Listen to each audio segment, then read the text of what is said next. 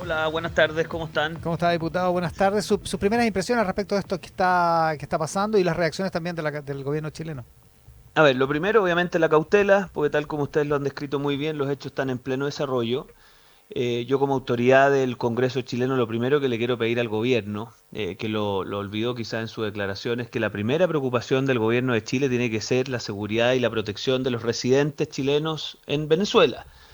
Porque evidentemente va a haber una situación compleja, cualquiera sea el desenlace. A mí mire, me ha llamado favorablemente la atención los dichos de José Miguel Vivanco, que creo que distingue dos cosas. Una cosa es la eficacia de la operación, que evidentemente está sujeta a análisis desde distintos puntos de vista. Coincido con Paz que la gran pregunta es si esto nos va a llevar a una transición hacia lo que querríamos todos los que creemos en la democracia, que es que en Venezuela haya una democracia como lo dictaminaron así el año pasado el pueblo venezolano.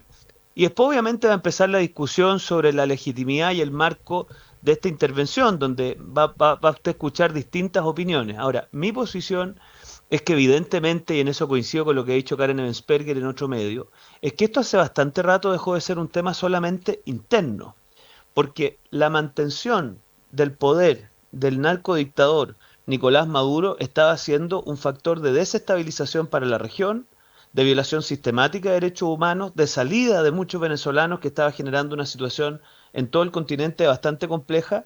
Y como alcancé a atajarle a José Miguel Vivanco, como dice él, a propósito de la pregunta que creo que le hiciste tú, Iván, sobre qué corresponde a nuestra Cancillería, creo que dijo esto, dijo que la soberanía no se puede prestar como pretexto para asilar dictaduras. Mm. No sé si el adjetivo que usó fue corruptas, pero en el fondo también ahí hay una discusión que tenemos que tener, que nadie puede desconocer, especialmente un país como el nuestro que sufrió lo de Ronald Ojea, que lo que hacía y digamos, la casi complicidad con redes de narcotráfico, de crimen organizado, en fin, estaban siendo un factor que estaba afectando no solo al resto de los estados, sino que también al Estado de Chile. Y eso también tiene que estar arriba de la mesa para cuando tengamos esta discusión. Lo que pone en un lugar difícil a las democracias de América Latina y también al gobierno chileno, porque efectivamente es un principio el de la no intervención. El problema es qué pasa cuando los pueblos no pueden resolver por su propia voluntad y con su propia soberanía este tipo de problemas, digamos, qué es lo que estaba pasando en Venezuela, diputado.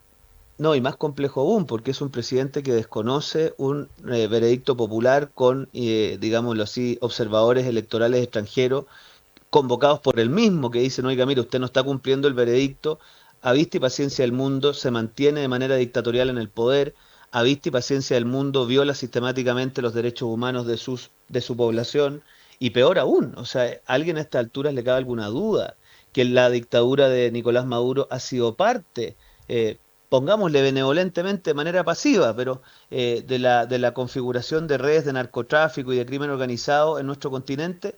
Entonces, yo espero que en eso seamos todos muy cautos en la valoración, porque no meter eso en la juguera, mire, yo le escuchaba lo de Rusia, a ver, está bien, pero alguien a esta altura sostiene que de verdad lo que está ocurriendo en Ucrania es comparable a lo que está ocurriendo en Venezuela, que la manera en cómo se está ejerciendo el poder en Ucrania tiene algún tipo de paralelo con lo que está ocurriendo en Venezuela. Entonces, yo creo que no tener a la vista la manera en cómo se ejercía el poder y se sigue, y seamos sinceros, hasta aquí uno de los temas que está con interrogante es cuál va a ser el desenlace de esto. Y yo creo que estamos todos muy expectantes, pero al menos en lo que respecta a Nicolás Maduro, yo creo que nadie a esta altura puede argumentar algo distinto de que ahí se cometía una dictadura sangrienta que violaba derechos humanos y que afectaba la estabilidad de la región.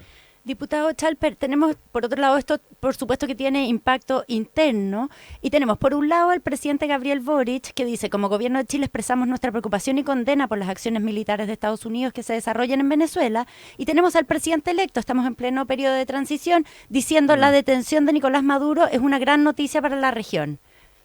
Son dos O sea, posiciones bien sí, distintas. bueno, y esperable las dos. A ver, lo que pasa es que yo creo que el presidente electo José Antonio Kast pone el acento en algo que es correcto, que es que en el fondo la detención de una persona que estaba ostentando de manera ilegítima el poder y que estaba afectando los intereses de toda la región es algo que al menos tenemos que poner arriba de la mesa como parte de la situación. Aquí no es que se haya hecho una intervención en un país que estaba en plena regularidad, con un mandatario que tenía plena legitimidad democrática. Yo creo que en eso el discurso que he escuchado no solo del señor Cuello en la plataforma de ustedes, sino que también en distintas redes sociales, a mí me parece que la izquierda latinoamericana insiste en que los caminos del diálogo eran posibles con la narcodictadura, ya a estas alturas parece una cosa un poquito ridícula, ¿no? Y por lo tanto, yo creo que acá lo que viene por delante es que todos, pensando ya en el rol del Estado de Chile, aboguemos porque el desenlace final de todo esto sea el restablecimiento de la democracia en Venezuela y que seamos capaces de terminar con una dictadura que ha sido cómplice, yo creo que activa y pasiva, pero al menos pasiva, con el establecimiento de redes de narcotraficantes y de crimen organizado en nuestra región. La Comisión de Relaciones Exteriores de la Cámara de Diputados, ¿va a dar una señal común o cada uno habla por sí mismo? Mire, la firme, ya estamos discutiendo el tema en los canales internos. Yo hice una declaración pública porque me parece que uno en esto tiene que tomar posición, la cual no fue del todo bien recibida por algunos de los integrantes, pero me imagino que será discusión para el día martes en la sesión de la Comisión de Relaciones Exteriores. Y bueno, a ver, es evidente que van a haber distintas miradas. Lo importante es que aquí, más allá de las posiciones ideológicas, tratemos de mirar esto desde los intereses del Estado de Chile, y en eso no hay que perderse. O sea, nosotros somos autoridades del Estado de Chile. Y lo segundo, cuando venga la discusión sobre la legitimidad del derecho internacional, yo creo que no se puede poner al mismo nivel un régimen que funciona en términos dictatoriales a una democracia plena. O sea, son dos situaciones distintas y por eso me parece tan valioso que José Miguel Vivanco, siendo quien es, ¿no es cierto?, sea capaz incluso él de hacer ese elemento de juicio. El diputado Diego Chalper esta mañana con nosotros. Además, muchas gracias, diputado, por haber estado aquí, pero también por la atención con que ha estado escuchando la radio. Sí. Pero totalmente, pues si uno han dado buena información y sabe lo que pasa al final, mire, acuérdese de mí, aquí va a entrar en discusión y La Paz lo puede desarrollar mucho más, la tesis de lo que se llama la intervención humanitaria que se empleó en su minuto respecto de la situación de Kosovo.